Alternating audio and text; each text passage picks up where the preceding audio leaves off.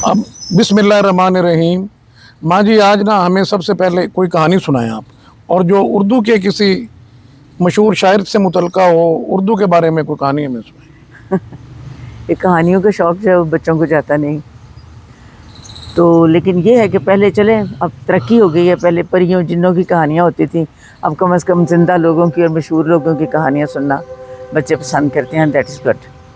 मुझे इस मौके पर याद आ गई एक किस्सा, एक मिर्ज़ा गालिब के चचा ससुर थे वो, मारूफ इलाही बख्श जी।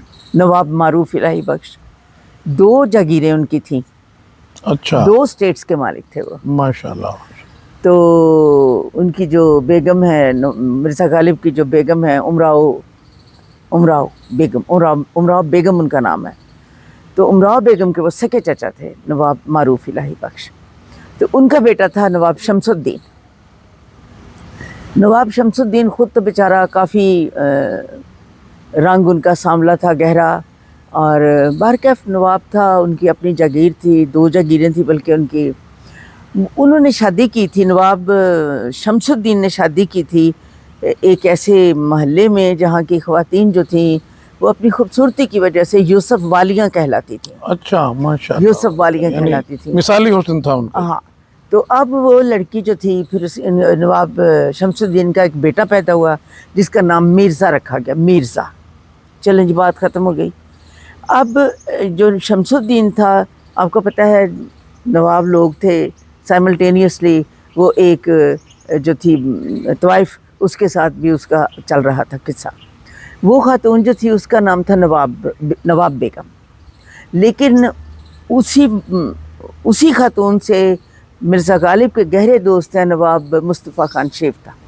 शायर है वो भी जी। शायर है शेफ्ता। शायद केमिस्ट्री भी आती थी उन्हें। नहीं, वो तो सौदा को अच्छा। आती थी। हाँ, अच्छा, शेफ्ता। तो सही। हाँ, शायद इसी का नाम मोहब्बत है शेफ्ता, एक आग सी हसीने के अंदर लगी हुई, मशहूर शेरन का। उनका भी एक जागीर उनकी थी, लेकिन उनकी एक ही जागीर थी, जहांगीराबाद शायद उसका नाम था। तो वो भी उस खातून के ऊपर फिदा थे, नवाब बीबी पर। तो नवाब बेगम या बीबी जो भी थी, वो नवाब शेफ्ता के साथ सिंसियर थी उस वक्त। अच्छा। वो लोग, उनके अंदर कुछ सिंसेरिटी शायद मौजूद होगी, बाहर क्या जो भी है। अब ये जो है नवाब शमसुद्दीन जी, उसने बिल्कुल हमारी पंजाबी फिल्मों की तरह काम किया और नवाब शेफ्ता से कहा कि तुम्हारी माँ जो है वो बिल्कुल मरने लगी है, तो तुम दौड़ो अपनी रियासत की तरफ भागो। वो बेचारा भागा, उधर चला गया और पीछे इसने नवाब बेगम को उठवाने की कोशिश की। अच्छा, अगवा करने की कोशिश की। तो उस लड़की ने अपने ऊपर छत से छलांग लगा दी और सड़क पे आके गिरी और उसी वक्त वो मर गई। अच्छा, वो इतनी सिंसियर थी शेफ्ता के साथ। हाँ जी। वो, अच्छा। लेकिन शेफ्ता के बारे में मिर्ज़ा गालिब के खतूत से पता चलता है कि वक्ती तौर पर वो उनका दिमाग जो था वो ख़राब हो गया था, शायद इसी सदमे की वजह से। गम से। अच्छा। अब नवाब शमसुद्दीन ने का पता चल गया कि कत्ल किया इन्होंने, कत्ल इनके सर पर लग गया। अब एक अंग्रेज़ है कर्नल बर्न, वो आता है इनका इंक्वायरी करने के लिए, तफ्तीश करने के लिए आता है। तो नवाब शेफ्ता का जो वालिद है मारूफ इलाही बख्श, वो उस कर्नल बर्न है या ब्रान है, कुछ ऐसा नाम है। तो कर्नल बर्न का वो बड़ा गहरा दोस्त था, तो ये उसको चाचा कहा करते थे अंग्रेज़ को जी। वो अंग्रेज़ जो है वो नवाब शमसुद्दीन की एब्सेंस में उनके जाता है, घर जाता है, हवेली महल जो भी था वहाँ जाता है, और वहाँ नवाब शमसुद्दीन की बहन है जो उसको चाचा कहती थी, लेकिन उसने कुछ नाज़ीबा अल्फाज उस लड़की से कहे। नवाब शमसुद्दीन को पता चल जाता है कि इसने मेरी बहन के साथ बदतमीज़ी की है, लिहाजा उस ज़माने में जब अंग्रेज़ों की इंतहाई ताकत थी और 1857 का वाक़या होने ही वाला था, ये आने ही वाला था जंग आज़ादी से कुछ देर पहले की बात है, आप कह सकते हैं कि चंद महीने पहले की बात है। तो उसने उस ज़माने में नवाब शमसुद्दीन ने उस अंग्रेज़ कर्नल को कत्ल करवा दिया। कत्ल करवा दिया और उसके अपने पालतू कातिल थे, उसके घर के किराएदार तनख्वाहदार कातिल थे। अब जो उसको कत्ल करके आया उसने फिर उसको भी कत्ल करा दिया जी। लेकिन फिर भी पता चल गया कि नवाब शमसुद्दीन ने कत्ल कराया। चुनांचे मुकदमा चला और नवाब शमसुद्दीन को फांसी हो गई। नवाब साहब को फांसी हो गई। اور وہ لکھا ہوا پڑھا میں نے کہ وہ اس قدر سینہ تان کے گیا پھانسی کی طرف. اس نے کہا ہاں میں اپنی غیرت کے لیے اچھا. میں مر رہا ہوں. اب جب وہ مر گیا تو وہ جو اس کی بیوی تھی جو یوسف والیوں میں سے ایک تھی, وہ بیٹے سمیت آ جاتی ہے. بہادر شاہ ظفر کا بیٹا جو کہ جانشین ہے شہزادہ فخرو, شہزادہ فخرو. فخرو کے ساتھ اس کی شادی ہو جاتی ہے. اور وہ آ کے تو لال قلعہ میں رہنے لگ جاتی ہے. اور وہ بچہ بھی جو کالا بچہ ہے وہ بھی آ جاتا ہے. اس کا بچہ کالا ہوتا ہے, وہ کا باپ پر ہوتا ہے. تو وہ بھی آ جاتا ہے. اتنے میں 1857 کا پڑ جاتا ہے. شور شرابہ اور غدر تو انگریز کہتے ہیں نا, ہم تو اس کو جنگی آزادی کہتے ہیں. تو یہ ہو جاتا ہے. تو اس کے یہ لڑکی وہ تو سب قتل ہو گئے, مارے گئے, خالی ہو گیا, شاہی خاندان نے چھوڑ دیا لال قلعہ. اور یہ لڑکی جو تھی یوسف والیوں میں سے, یہ اپنے بچے کو لے کے واپس اپنے محلے میں چلی جاتی ہے. اور یہی لڑکا بڑا ہو کے مرزا داغ بنتا ہے. اچھا, جو ہمارا مشہور ترین جو کہ بہت مشہور ہے. جیسے اردو کے اوپر تو آپ کو پتہ ہے انہوں نے بڑا لکھا ہوا ہے. اور اقبال کے استاد ہیں وہ, بلکہ اقبال کی انہوں نے استاد بنانا چاہا, اور مرزا غالب نے داغ نے کہا کہ مجھے آپ کو ضرورت نہیں ہے, اچھا تصحیح کرانے کی ضرورت نہیں ہے. شاید کیا ہے کہ اس کے ان کا شعر ہے اردو ہے جس کا نام ہم ہی جانتے ہیں داغ, ہندوستان میں دھوم ہماری زبان کی ہے. تو یہ مرزا داغ کی کہانی ہے جیسے کہ ہم نے پڑھی. اب دروغ بر گردن راوی. ہاں جی, اس میں کافی چیزیں ٹھیک ہوں گی. جیسے آپ نے سنا کہ ہندوستان میں دھوم ہماری زبان کی ہے. اردو دنیا کی چند زندہ ترین زبانوں میں سے ایک زبان ہے.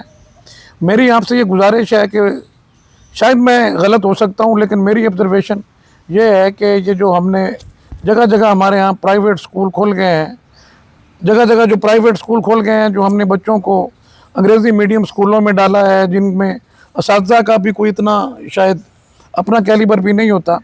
ہمارے لوگوں کی انگریزی بہتر ہوئی ہے یا نہیں ہوئی, اردو ہمارے لوگوں کی وقت کے ساتھ ساتھ تباہ ہونا شروع ہو گئی ہے. ہم نے اردو پہ توجہ دینا بالکل چھوڑ دی ہے. تو آج کل مقابلے کے امتحان میں بعض اوقات اردو لازمی ہے, بعض جگہ پہ اردو آپشنل ہے. اس کے علاوہ میں یہ سمجھتا ہوں کہ اردو آپ کی میری غیرت کا مسئلہ ہے. اگر ہم اپنی قومی زبان سے بے خبر ہوتے جائیں گے تو دنیا ہم سے بے خبر ہوتی جائے گی. اچھی اردو سیکھیے, اچھی اردو بولیے. ماں جی, اچھی اردو سیکھنے کے لیے کوئی مشورے دیں بچوں کو. جی ہاں, یہ آپ نے بات صحیح کہی ہے. واقعی ہمارے بچوں کی اردو جو ہے, لیکن میں اس بات پر اور بھی زیادہ غمزدہ ہوں کہ لوگ اس پر فخر کرتے ہیں کہ ہمیں اردو نہیں آتی. استغفر اللہ. یہ فخر کرتے ہیں کہ ہمیں اردو نہیں آتی, ہم انگریزی میں بڑے ماہر ہیں, لیکن سورفلی وہاں بھی ہاں جی مہارت کوئی ایسی بات نہیں ہے. ہمیں کیا دوسروں کی زبان ہے, ہم کون سا ان کے ساتھ ساتھ بھاگ رہے ہیں. ٹھیک ہے کچھ لوگوں کو بہت زیادہ آتی ہے, لیکن وہ مستقل ان ٹچ رہے تو کوئی بھی زبان جو ہے بس, لیکن اردو سے پھر ان ٹچ رہنا پسند ہی نہیں کرتے. تو میں نے بہت سارے لوگوں کو دیکھا ہے کہ جی انگریزی میں بات کریں, جی انگریزی میں یہ بتائیں, ہمیں اردو نہیں آتی, اور اس پر وہ بہت فخر کرتے ہیں. اینی ہاؤ, اردو بالکل بچپن میں جو ہے وہ سیکھنی چاہیے. اب ہمارے گھروں میں بھی اردو رخصت ہو چکی ہے.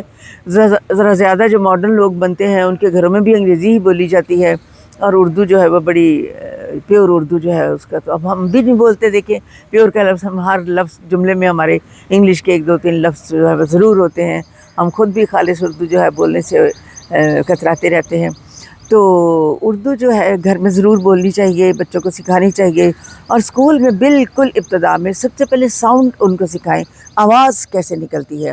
اگر وہ آواز کا پیچھا کریں گے تو کوئی بھی اسپیلنگ وہ غلط نہیں کر سکتے, چاہے وہ اردو کا ہو چاہے انگریزی کا. ساؤنڈ کے پیچھے چلیں, آواز کے پیچھے چلیں, تو وہ چند ایک الفاظ کو چھوڑ کے باقی بالکل ان کی جو ہے آواز جو ہے وہ کلیئر ہوتی ہے اور صاف صاف سمجھ آ جاتی ہے. چھوٹے چھوٹے لفظوں سے شروع کریں, بچوں کو کہانیوں کی کتابیں ان کو دیں, ان کی جو ہے دلچسپی جو ہے اس کو بڑھائیں, اس میں اضافہ کریں. اور اردو میں کہانیاں بھی ان کو چاہیے کہ ماؤں کو سنائیں, وہ چھوٹی چھوٹی کہانیاں بچوں کو, جو کسی زمانے میں وہ دادی امی اور ان کا وتیرہ ہوتا تھا سنانے کا. تو اب شاید دادیوں نے بھی اور نانیوں نے بھی کہانیاں سنانی چھوڑ دی ہیں, کچھ کوئی نہ کوئی مسئلہ تو ہوا ہے.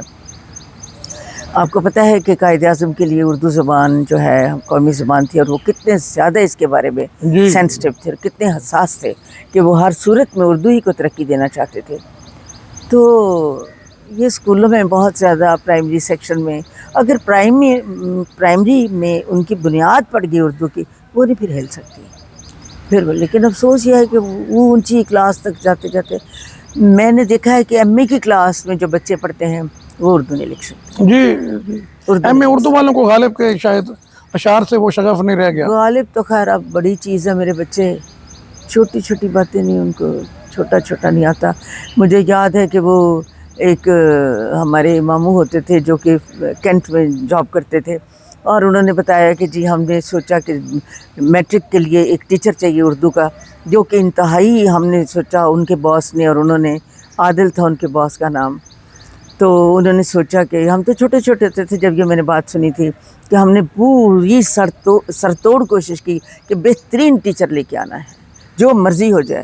اب بڑی ایک بچہ رکھنا تھا، ایک ٹیچر رکھنا تھا، لائنیں لگی ہوئی ہیں جیسے کہ ہوتا ہے، ہم سب کو ضرورت ہوتی ہے. تو وہ بڑا سخت کڑا انٹرویو، اتنے میں جی میں اوپر سے میسج آ گیا، فون آ گیا، جی فلانے بندے کو رکھنا ہے.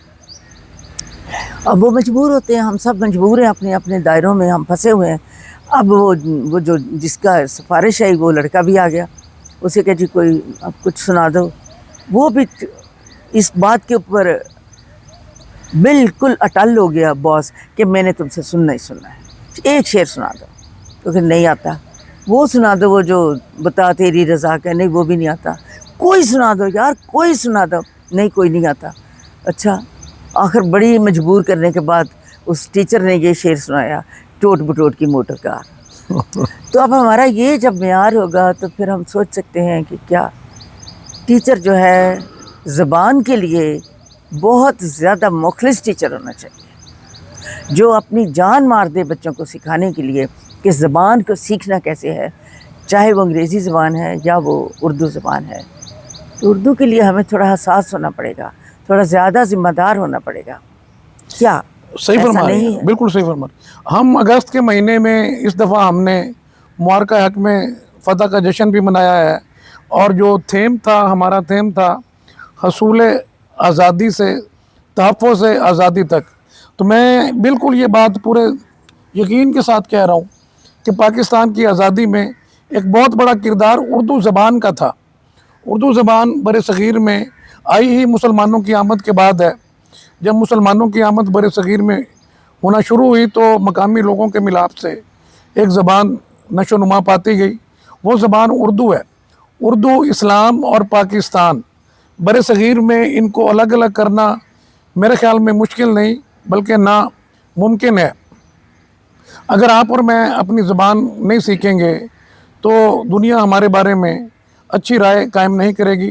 انگریزی ضرور سیکھیے، فرینچ بھی سیکھیے، اسپینش بھی سیکھیے، پنجابی بھی سیکھیے، مقامی زبانیں عربی بھی سیکھیے، فارسی بھی سیکھیے. اپنے ملک کی زبانیں تو ہمیں آنی چاہیے نا. اور ہر بچہ جو جدید تحقیق ہے بتاتی ہے کہ کم از کم 3 سے 4 زبانیں ہر بچہ بڑی آسانی سے سیکھ سکتا ہے. لیکن اپنی زبان کو اپنے بیجا احساس کمتری کی بھینٹ مت چڑھائیے. اردو بہت خوبصورت زبان ہے.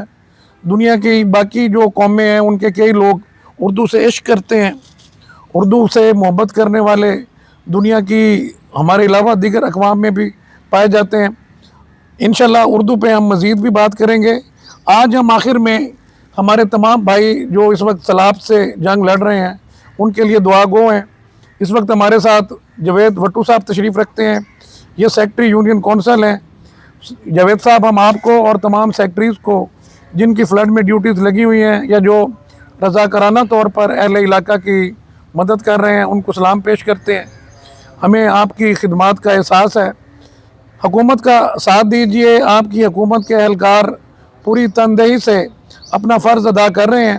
آپ بھی اپنا فرض ادا کیجئے. انشاءاللہ یہ سیلاب گزر جائے گا اور ہم پہلے سے بہتر ہو کر ایک مزید مضبوط قوم بنیں گے.